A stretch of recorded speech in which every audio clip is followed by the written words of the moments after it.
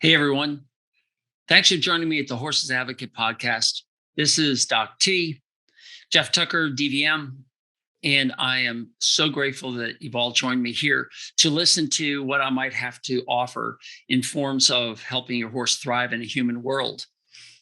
I'm so grateful. I can't tell you, but every time I think I might be slacking, meaning I kind of skip a beat and I have trouble thinking of what I want to tell you guys or present to you. Things happen into life, and as they happen, things gel together. Now, all of you know that if you've been listening to me for a while, that a lot of my information is way outside the box of thinking. In other words, most horse people are and horse professionals are inside a box of what they know. They don't see anything outside of that box. It's their world. And then somebody from outside the box, says, "Hey, what do you think about this?" And that's me. I'm outside the box trying to get your attention to say that there might be some things going on that you might want to find out about. And today I'm going to discuss something called entropy. And entropy is a fancy word created by physicists or people who study physics.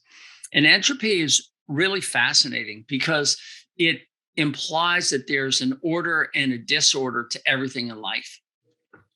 I know that when I say disorder, you might think of your tack room, or you might think of some tack rooms that you've seen that are very orderly. All the saddles are on the wall and hanging perfectly, and there's no dust anywhere.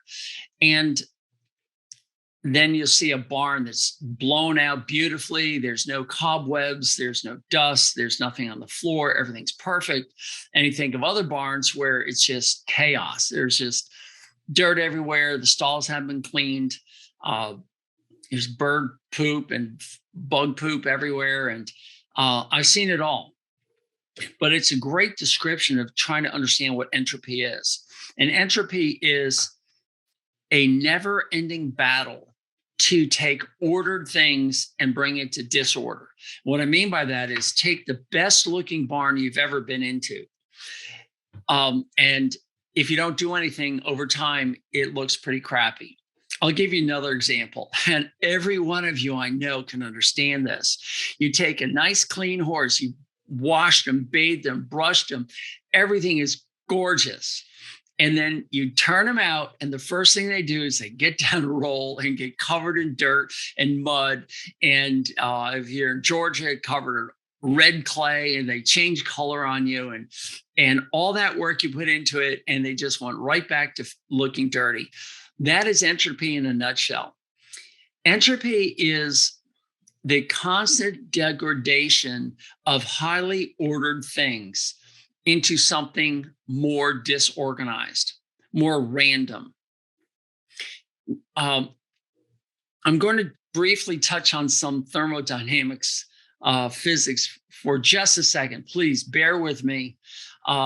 This will have some sort of meaning to you if you're just willing to listen to this for just a second. There's these things called physics laws that are called the thermodynamics. Laws of thermodynamics. And there's three of them, 1, 2, and 3. The first one, I think everyone's heard of. Matter can neither be created nor destroyed. It only changes form. So if you apply heat to an ice cube, it turns into water and finally into steam. So that's matter changing form. But the heat is causing the molecules to become more excited and break apart and come into steam. And that's something unique about water. The second law is entropy, which means basically that everything that has order to it will eventually go to disorder. So in other words, if you take a hot item, something that's been heated, and you just let it sit there, it will slowly decrease temperature to the surrounding environment. We've all seen this in a horseshoe. The farrier takes a red hot horseshoe and he might dip it into water. The water actually is going to be heated up by that action, but the shoes cool down. And so it exchanges and it equilibrates.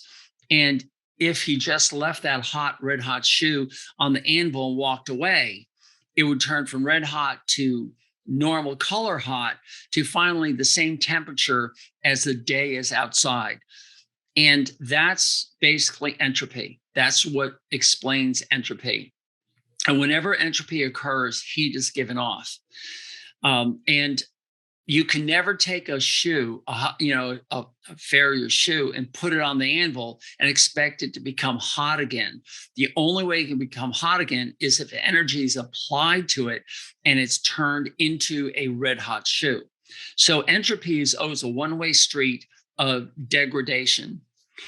And some of you who's gone to the Horse's Advocate, and if you haven't gone to the horsesadvocate.com, I encourage you to. I have several topics in there, and they're all kind of categorized into the farm. And under the farm, I have the barns and farm. And under one of those, I have something called entropy. And I threw it in there a long time ago, not knowing what to do with it, but I knew that it was important back then. I have some pictures of a telephone pole that's just out in the middle of nowhere, and all the vines are growing up the telephone pole, so you almost can't see the telephone pole. That's entropy. In other words, over time, that telephone pole will finally be torn down by the plants into a pile of dust if you gave it enough time. I have another picture of a barn that is being overwhelmed with plants. And again, this barn isn't being used. There's no effort being put in to maintain the barn, and it's just fading away over time. And there was a television show, or maybe it was a documentary someplace that I saw about entropy, where somebody used computer assisted diagrams to show what a city would look like if it was left for thousands of years. And even the steel of the cars would rust away and the buildings would rust, and you end up with a pile of dirt. And that's entropy in its fullest. And even then, entropy hasn't occurred because there's still some sort of warmth to this. And the idea is if you can get it all down to what they call absolute zero, which is like, I forgot, I read someplace, minus 500 degrees Celsius or minus 900 degrees Fahrenheit or something ridiculously cold, where no molecule moves at all. That's absolute zero. And that is when entropy has completely taken over, where there's nothing but chaos. And what I mean by chaos, there's just nothing but atoms. There's no organization, there's no structure. So you can see that everything in life requires energy to be put into it. And once you get the energy put into it, then you start to have structure and order. And those people who are into biology are understanding that entropy is aging. In other words, as time passes, the processes that keep the body 100%, whether it's you or your horse, starts to degrade. It's like the hot shoe becoming cooler as it's laid to rest on the anvil and left alone. It starts to fall down. And if the farrier comes back from his break, or her break, if the farrier comes back from the break and puts the shoe back into the furnace, they can heat it back up again. And you've got that. But it takes a lot of energy to get that shoe back up to hot temperatures. And that energy is all what you and I do with our horses. We give fuel, and that fuel is food is converted into fuel, and the fuel goes through a process that creates energy, and that keeps our cells going and keeps us alive. Well, if we don't feed ourselves, then there's no more fuel. If there's no more fuel, there's no more energy. If there's no more energy, you're dead. It's basically that simple. But the concept that I want to get in here is a little bit more subtle than, covering my face up so I can't get oxygen. I'm dead in a couple of minutes. There is a slow and steady process that occurs in humans and horses and dogs and every animal out there that, how can I put this? That requires an effort to maintain. And that has been perfected over tens of thousands, if not millions of years. I don't think there's anybody listening to this podcast who doesn't understand that we have evolved, or we have put into place processes that are on the molecular, microscopic, unseen levels that now through science and technology we've been able to understand. And we've been able to get our bodies to do just fine. Most humans, for example, basically died because either we went to war and we got stabbed or something. But it's really rare that we died of old age, but we ended up dying of old age anyway. Same with our horses. If we will look back to 10,000 years ago, they basically migrated and did their things. But every time I've walked out into the woods and looked, I rarely see, nursing homes for birds or squirrels or raccoons. They're just not out there. I rarely see an old animal suffering around. I see them in the domesticated animals all the time, and I certainly see it with humans, but I don't see it with the other animals. And so I started asking myself, what's going on with these guys? And apparently, all animals have basically evolved to a point where entropy isn't the primary cause of death. It's, accidents or trauma or something happens, but we expire and they're gone. I just don't see any old animals out there.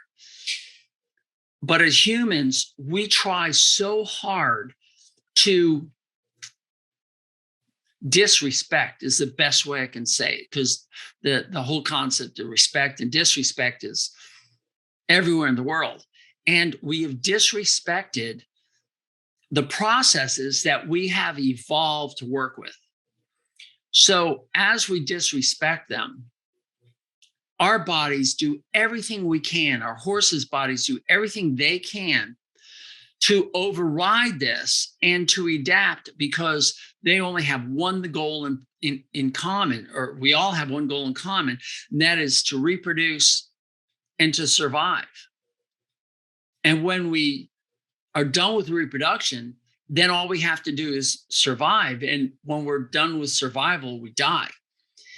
And unfortunately, the more we try to make things easier, the shorter our health span is. In other words, when you look at the number one cause of death in humans, it's cardiovascular disease, it's metabolic syndrome. It all boils down to metabolic syndrome, basically. Dementia, Alzheimer's disease, it's just everywhere.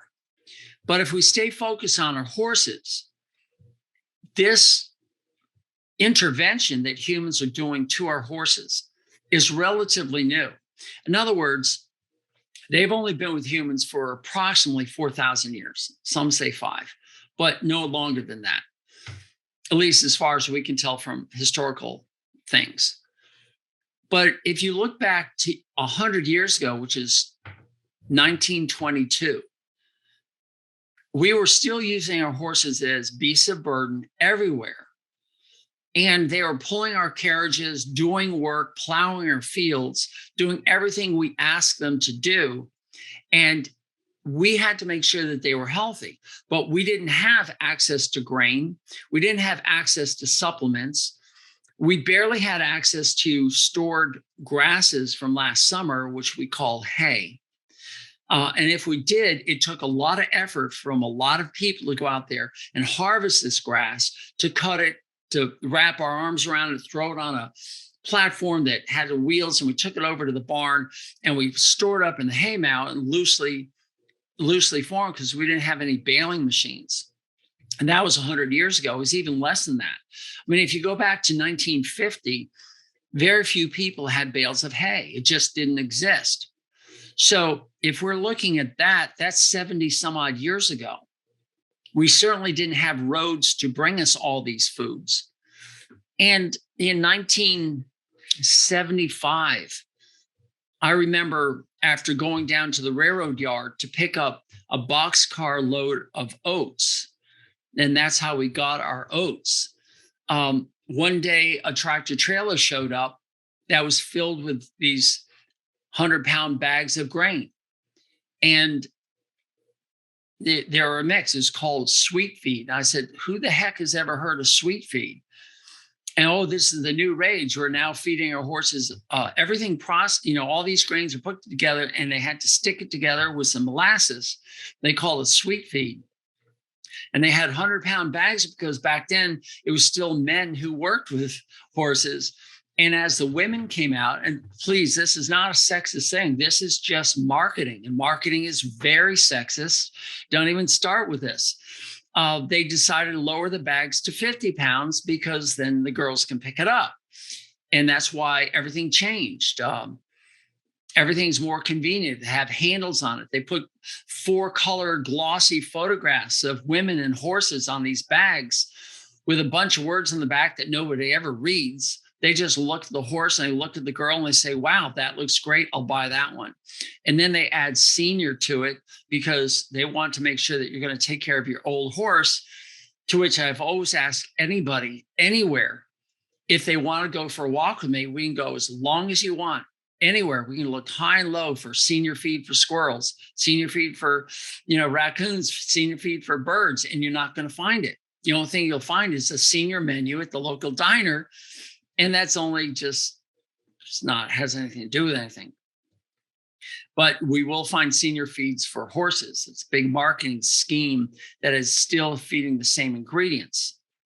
So what's happening is, as we get more involved in complicating, or as I call complexicating, these ways of making sure our horses are all set, we interfere with this time-tested, very efficient workings of machinery that are occurring on a subcellular level that are you just are screwing things up.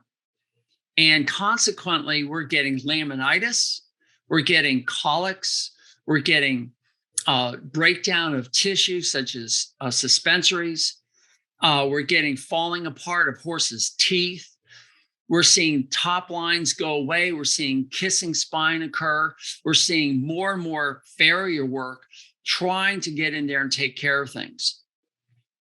And there's a quote by a famous American named Ben Franklin, who said, an ounce of prevention is worth a pound of cure.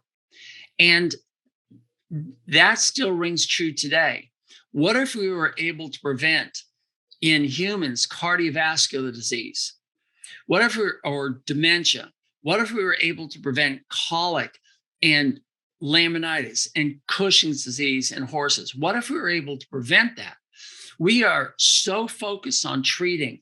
Every seminar I go to, that I listen to on this internet, trying to get more and more education. Every time I go, I hear the same emptiness as to prevention. It's all about fixing.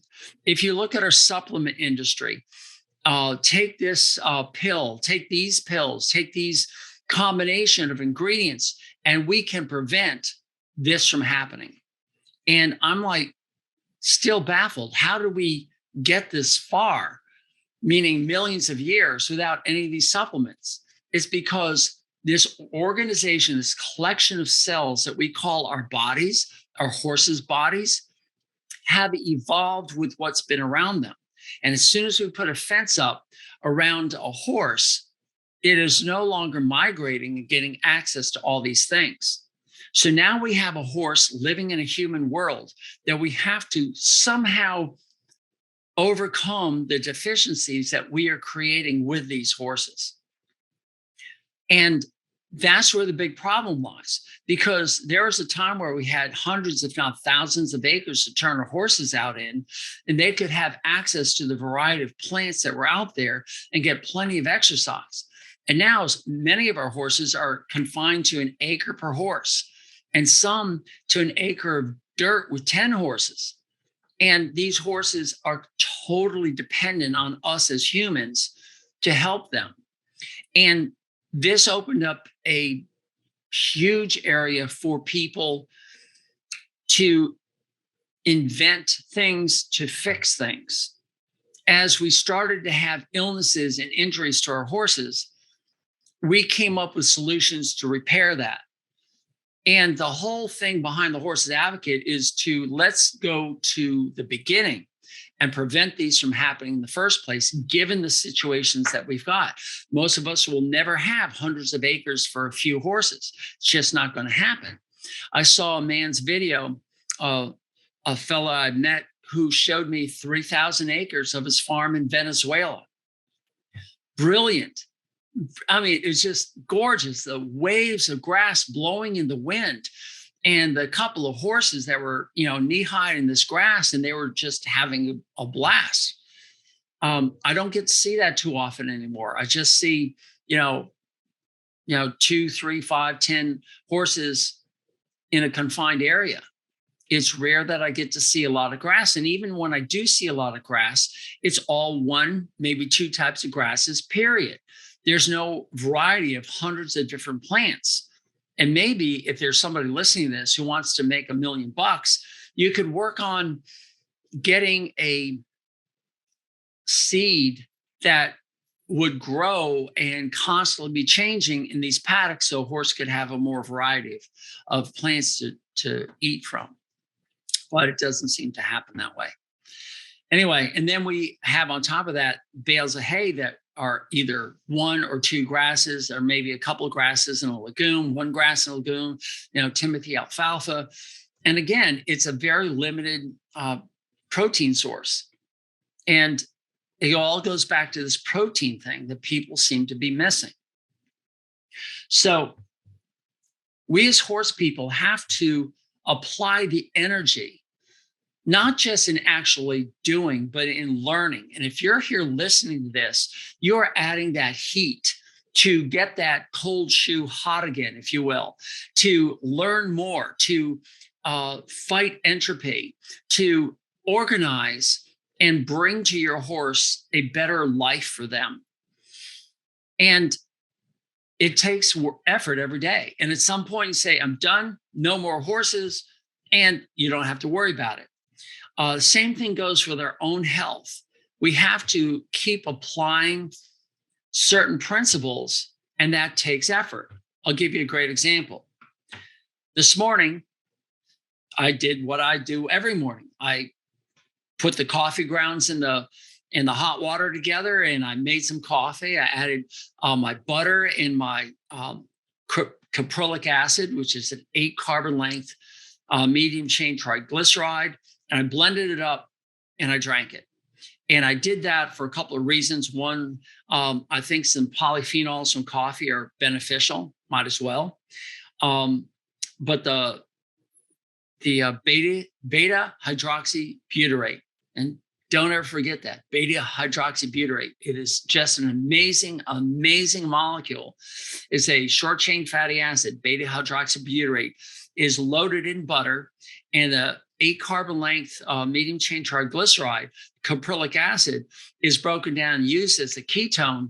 And those things can get into my body quickly without causing an insulin spike at all. And it provides me all the energy I need to go from 8 p.m. last night, where I had my last meal, all the way through to 1, 2 in the afternoon, sometimes 4 in the afternoon. I have all the energy to go out and work on 10, 12 horses, get their teeth taken care of, driving to them and driving to wherever I can get some food.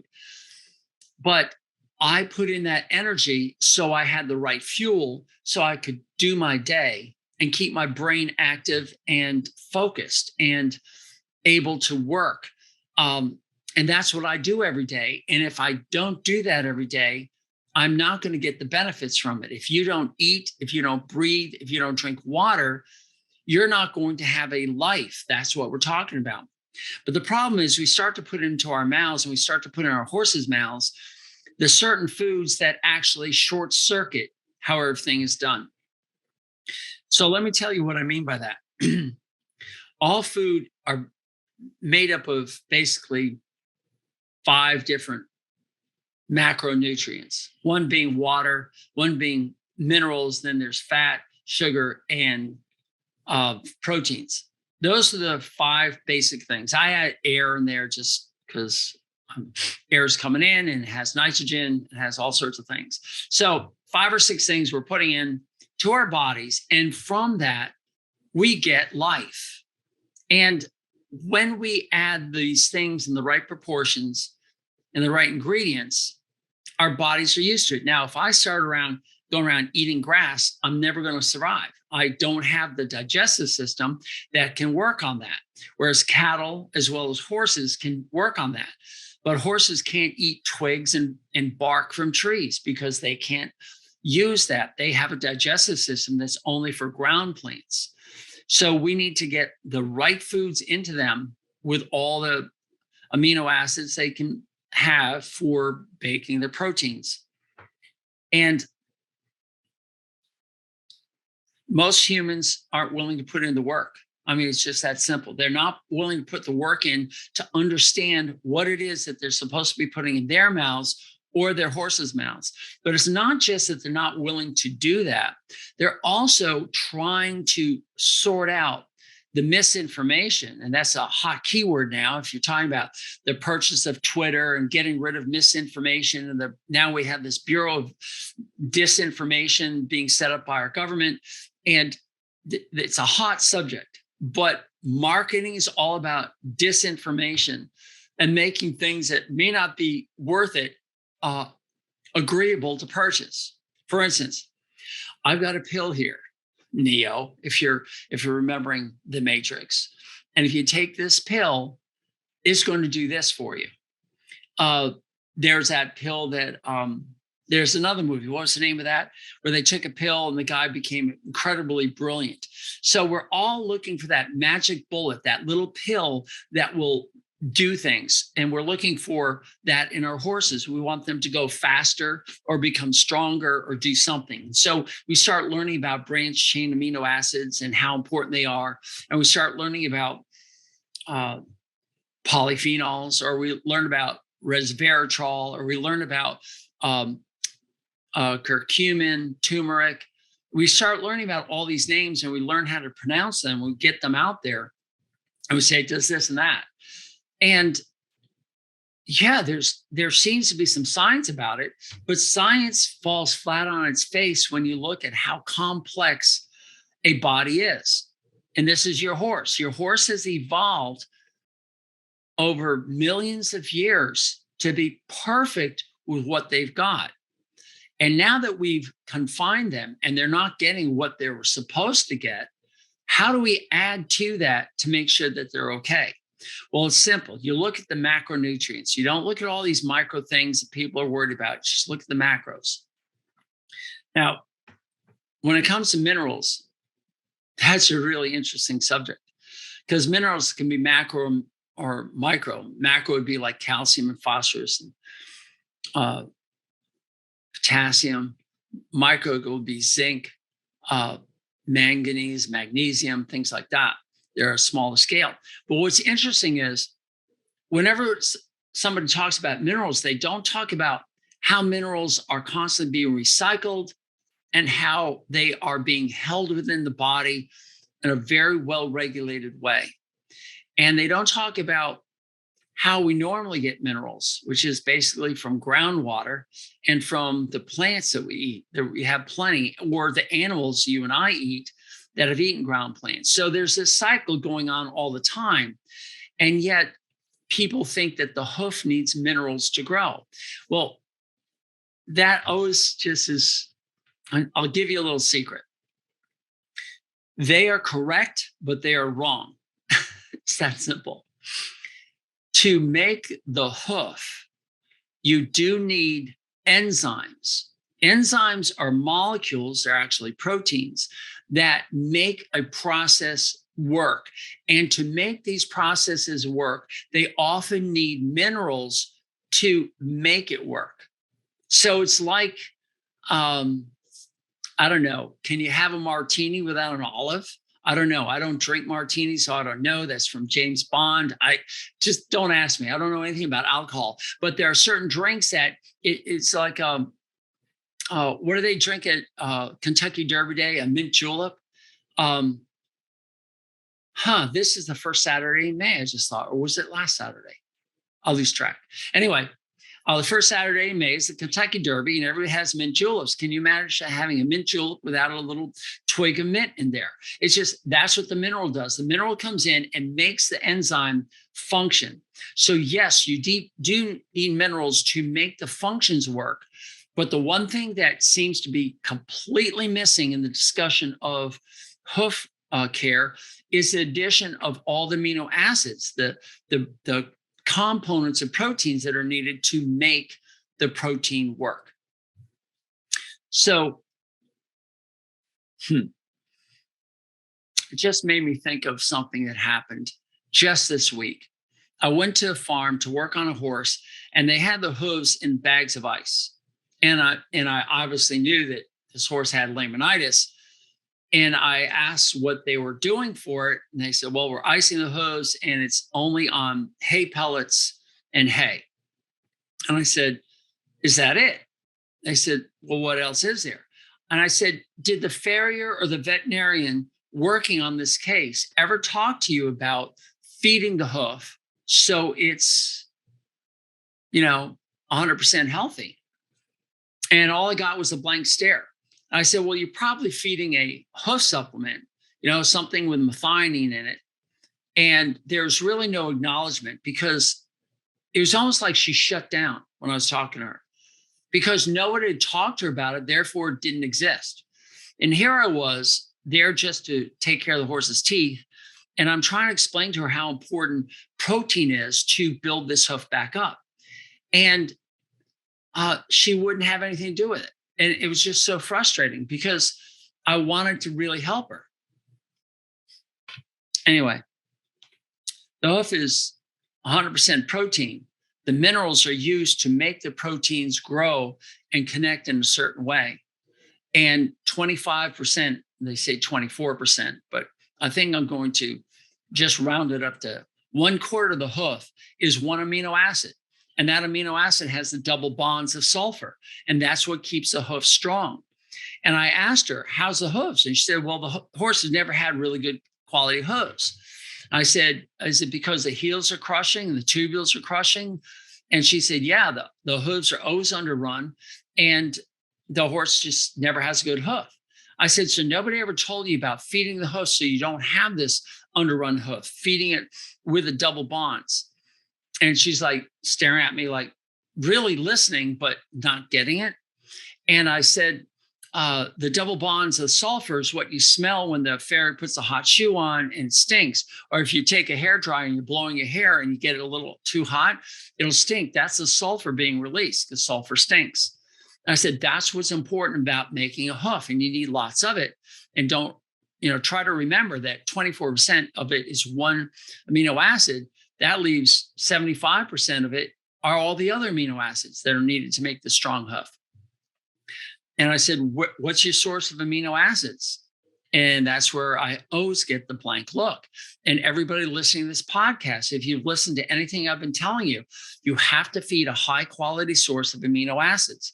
And that means whatever you're feeding has all the amino acids in it. And for instance, I take whey protein. Now, whey protein doesn't have all the amino acids in it. It's missing glutamine, and collagen is high in glutamine. So I take both of them, so I get a broad variety and an abundant amount of all the amino acids, but I have to work at getting it through 2 different amino acids. If I want to build muscle, I'm never going to build muscle just taking collagen. But collagen is good for a lot of other connective tissue things. So I take both of them just to get that broad variety. And we're trying to get this in horses and we're not getting it. We're just feeding alfalfa, let's say, and people think, oh, well, that's got, it's high in protein. Well, it may be high in protein relative to grass, but it's still only 50% absorbed. So if you're feeding, let's say 14% alfalfa protein, it's really 7% because only half of it's going to be absorbed. And of that, it doesn't have all the broad spectrum of amino acids. So therefore, you have to feed something else that has all the other missing amino acids. And this is why I've recommended soybean meal so much. And this poor horse is suffering from laminitis. Number one, we didn't have laminitis in horses. It was a pony thing. It never really occurred in horses unless they were just ridden really hard on a hard pavement. And then we got road founder. But we didn't get metabolic syndrome in horses. It was rare. Now it seems like every horse has metabolic syndromes. They're insulin resistant. They've got Cushing's disease, and they've got bad feet, as well as kissing spine, deteriorating cheek teeth that are fracturing, because that has connective tissue. Dentin has connective tissue. And if you're not feeding for connective tissue, your teeth are going to fall apart. Do you hear me, all you guys over in Great Britain? I mean, my teeth aren't good because I'm from a British background and I just don't have good teeth. But connective tissue is part of that. Kissing spine, drop fetlocks didn't occur in the textbooks in the 1980s. A lot of these diseases that we see today were not in the textbooks at Cornell when I went to vet school. So why is that? I'm even suspicious of the sleep disorder, that it may be stemming from chronic protein deficiency, although I can't prove it. Well, I see top lines going away, and it's all chronic protein deficiency. I see men and women at the mall walking around, and you just kind of bump into them, they're going to fall over.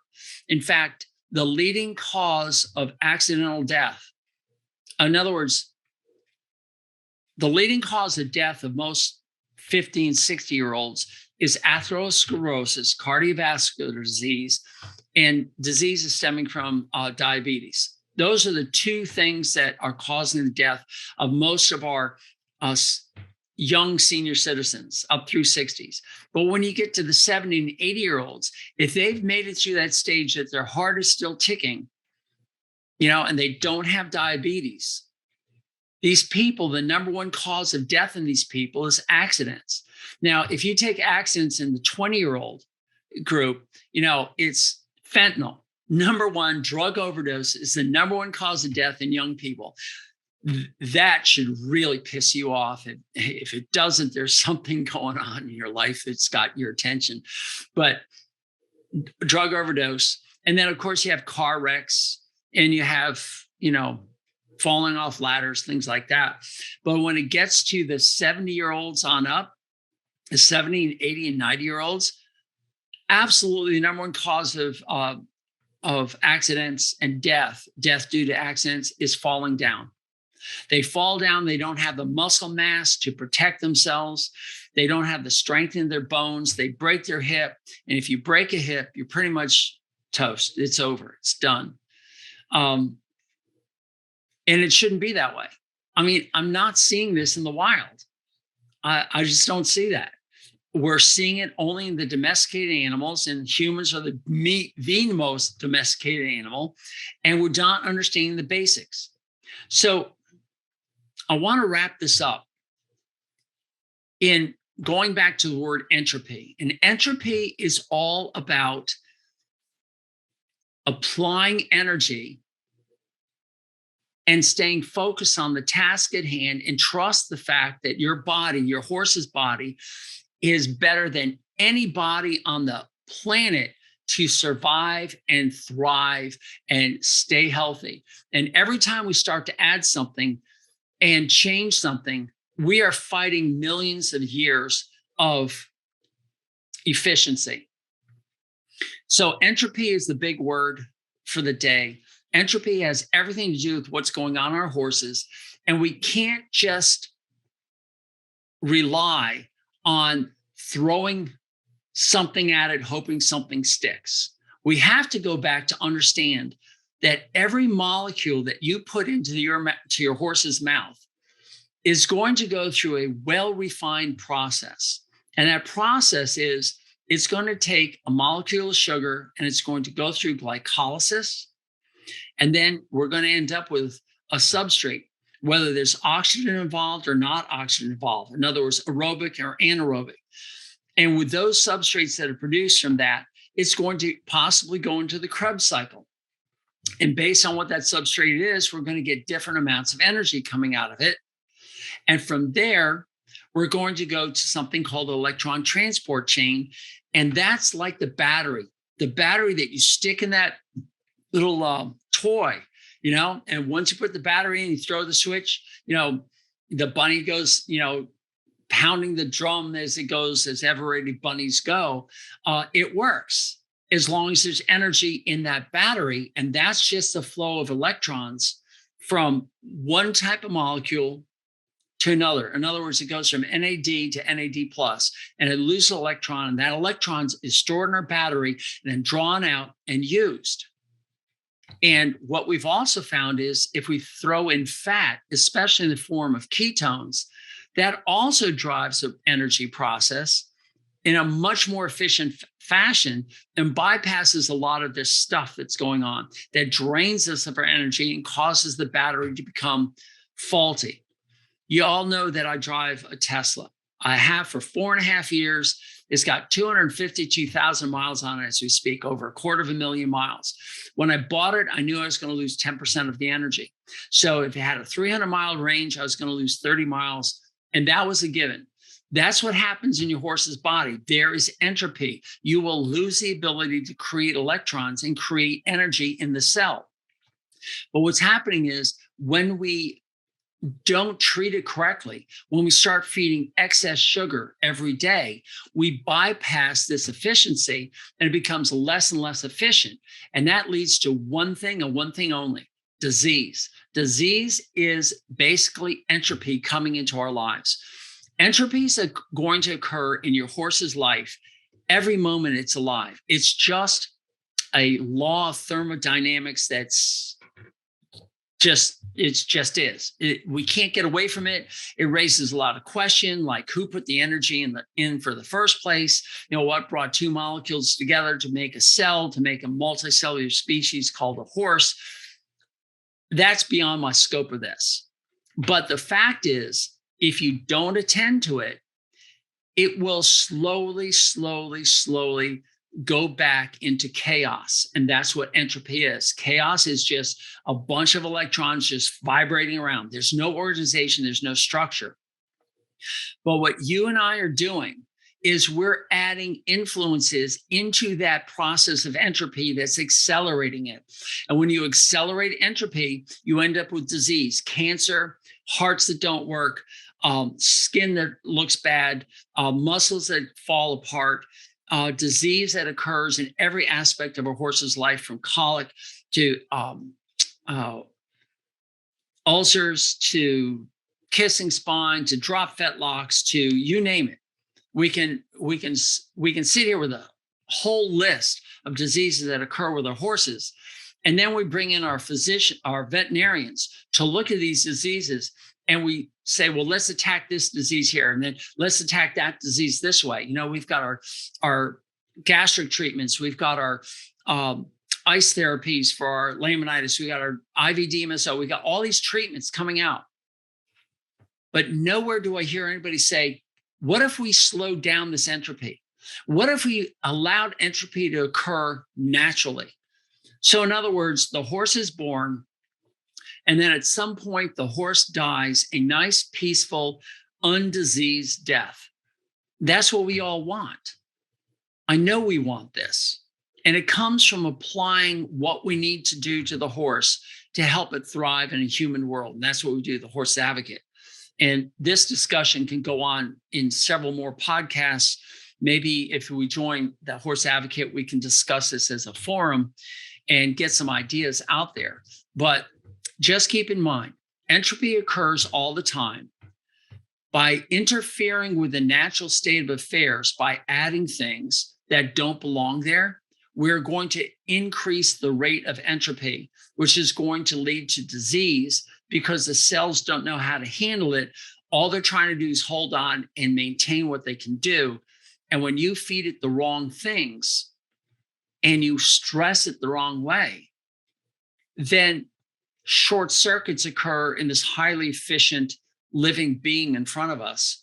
And that leads to the diseases that we've got. And I'm on a mission over the next whatever number of years that I've got, that I will not fall down and break my bones, right? That I won't succumb to the disease, so I can keep bringing these podcasts to you to help you overcome it. But if you listen to a number of my podcasts, you're going to say, gosh, it's Doc T again, talking about the same thing. Feed ground plants and feed high quality protein source. I don't care what it is. I choose protein source from soybean meal. If you can't get it, or you don't want to feed it because you think that genetically modified foods or glyphosate is bad, or estrogens, fine. Come up with a different, better, economical, highly abundant source of high quality protein for a horse, and I'm all ears. But right now, that's what it is. And I am also thinking that we need to feed more of it, not just a pound per 1,200 pound horse. I'll get into that in another podcast. I think this is long enough. Just remember, entropy is an ongoing process of creating organization into disorganization. And it occurs in everything in our universe. Every machine, every living thing is always constantly trying to go from the hot shoe down to the cold shoe. Just think about that. And if you leave a barn alone, it will be overgrown in weeds, and over time, it will be torn down. You've seen those decrepit buildings in bad parts of towns that people have ignored. The windows have been busted out, the bricks crumble, the roof caves in. That's entropy. And that's what's happening in all our horses. We're creating an increased rate of entropy that's leading to more and more disease that was not in the textbooks in the 1980s. We have to ask ourselves, what are the interventions that we are doing that's causing this? And let's stop trying to stop the interventions. What I mean by that is let's not try to close the barn doors after the horse has left. Let's practice an ounce of prevention, so we don't have to spend a pound in cure, which oftentimes it fails. So thanks for your time. This Doc T, I think I've taken up enough of it today. Just think about that entropy as you turn this thing off, as you're mucking your stall.